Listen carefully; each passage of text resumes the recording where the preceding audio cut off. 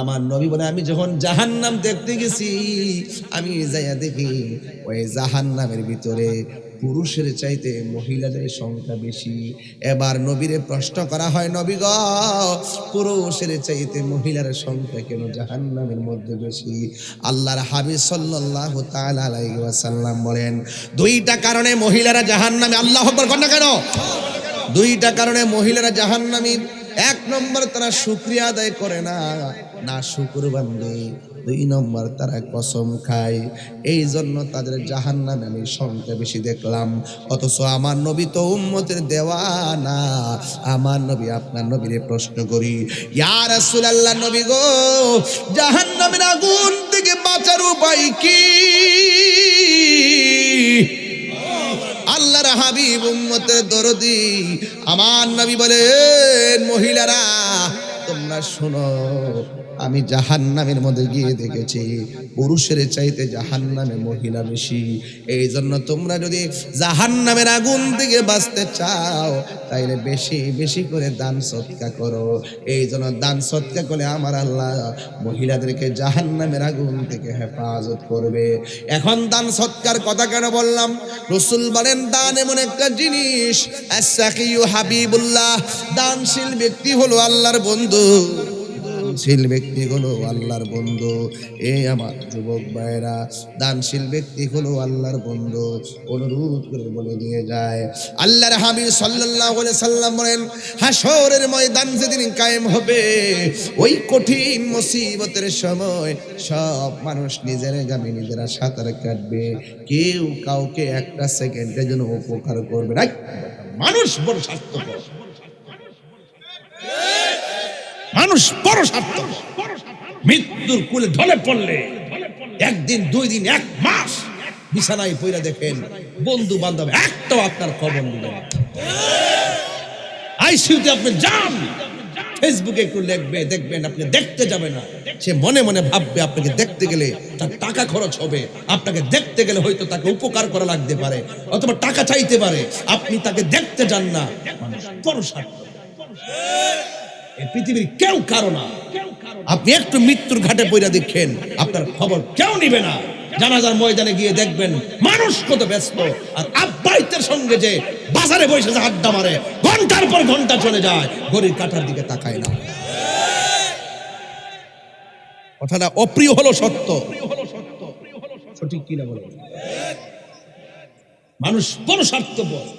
দেখবেন হাজার মানুষ কবর, হাজার মানুষ জানাজার ময়দানে জানাজা পড়েছে, মাটি দেওয়ার সময় সে এত ব্যস্ত, দোকানে যায় চা খাইতেছে, অথচ তার মনটা 3 দিন পর্যন্ত দুর্বল থাকার কথা। দোস্তটারে শোয়াই দিয়ে এলাম, চাচাডারে শোয়াই দিয়ে এলাম, নানাডারে শোয়াই দিয়ে এলাম, নানিডারে শোয়াই দিয়ে এলাম, আব্বাডারে শোয়াই দিয়ে এলাম, আমার নানাকে শোয়াই দিয়ে এলাম, আমার বন্ধুরে শোয়াই দিয়ে এলাম। 3টা দিন পর্যন্ত তার মনটা নরম থাকার কথা, অথচ একটু পরে জানাজার যাইয়েই, জানাজা শেষ করেই হাসতে হাসতে হাসতে হাসতে আড্ডা মেরে মেরে ফেসবুক চালাইতে চালাইতে বাজারে যায়, কেউ হাটে যায়, কেউ মাঠে যায়। কথা বলেন ঠিক কিনা? বলছি মানুষ বড় স্বার্থপর। আপনার ফেসবুকে 5000 ফলোয়ার আছে, আপনার বাবা মারা যাওয়ার পরে স্ট্যাটাস দিবেন, দেখবেন 30 জনের বেশি কমেন্টস করে না। এই পৃথিবীর কেউ কারো না। এই জন্য আমরা সুন্নি যারা আছি, আমরা সব সময় একটা কথা বলি, কেউ আপন হতে হবে না, আমাদের আপন হলো মদিনাওয়ালা। আমি কি বুঝাতে পারছি আপনাকে? আমি জানি না কথাগুলো আপনারা কিভাবে নিবেন। এটাই সত্য, এটাই বাস্তব। মানুষ বড় স্বার্থপর। 3 দিন পর সব বলে যায়। আপনি ভাবছেন যে আপনার গরুর দুধ দহন করে বাজার করতে হয়, আপনি মারা গেলে বুঝি আপনার এটা বন্ধ থাকবে? প্রশ্নই আসে না। আপনি মারা যায় দেখেন, দুধ বেচার মানুষ অভাব হবে না। আপনি মারা যায় দেখেন, ব্যবসা আরো ভালো চলতেছে। আপনার ব্যবসা, আপনার ছেলে পায় আরো খুশি যে বহুত দিন পরে চাবিটা পাইছে। এটা বাস্তব চলতেছে, খবর নিয়ে দেখেন। মাটি দেওয়ার পরেই সম্পদ দিয়ে কারাকারি শুরু হয়েছে। আরে বেটা, বাপ তারে কবর দিছ, 3 দিন পর্যন্ত সুখ পালন কর, 40টা দিন পর্যন্ত নামাজ কালাম পর, ওটা তো আপ এন্ড ডাউন করে। আমার মরণে কতদিন বাকি আমি জানিলাম না গো, আল্লাহ মরণের কত দিন বাকি, আমার মরণের কত দিন বাকি, আমি জানিলাম না গো আল্লাহ মরণের কত দিন বাকি। আর আজরাইল আসিয়া যখন কষ্টে দিবাদরি, আজরাইল আসিয়া যখন কষ্টে দিবাদরি, তখন আমার মনাবাই করবালু কালু কি আমি জানিলাম না গো আল্লাহ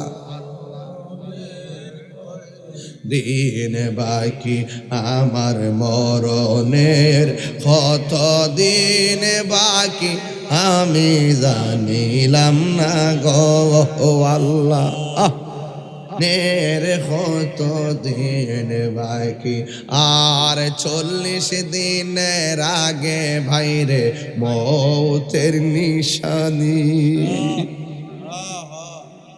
40 দিনের আগে ভাইরে মৌতের নিশানি, জমদূতে কা ইরানি বসোকে দিয়া আন্ধি আমি জানলাম না গো আল্লাহ মরণের কত দিন বাকি, আমার মরণের কত দিন বাকি, আমি জানিলাম না গো আল্লাহ মরণের কত দিন বাকি, আমার মরণের কত দিন বাকি, আমি জানিলাম না গো আল্লাহ মরণের কত দিন বাকি। জোরে জোরে কি আল্লাহু আকবার বলা যাবে না? আমার নবী বলে উম্মত কেউ কারো সামনে গিয়ে আপন হবে না। ওই কঠিন মুসিবতে 7 প্রকারের মানুষ আল্লাহ আরশের নিচে ছায়া দিবে। 1 নম্বর হলো ন্যায় বিচারক, 2 নম্বর হলো দানশীল ব্যক্তি। এই জন্য আমার নবী বলেন, ও মহিলারা তোমাদেরকে দেখেছি বেশিরভাগ জাহান্নামে, তোমরা যখন বেশি বেশি করে দান করবা আমার আল্লাহ জাহান্নামের আগুন থেকে তোমাদেরকে হেফাজত করবে। এই হলো 2 নম্বর। 3 নম্বর হলো আমার নবী সিদরাতুল মুনতাহায় গেল। আমার নবী বলে, ইয়া জিবরাইলু হাল্লাকা মিন হাজাতিন ইলা রাব্বিকা, তুমি যে বলতেছো সামনে যাইতে পারবা না, তবে তুমি আমার কাছে বলো আল্লাহর কাছে কিছু চাও কিনা।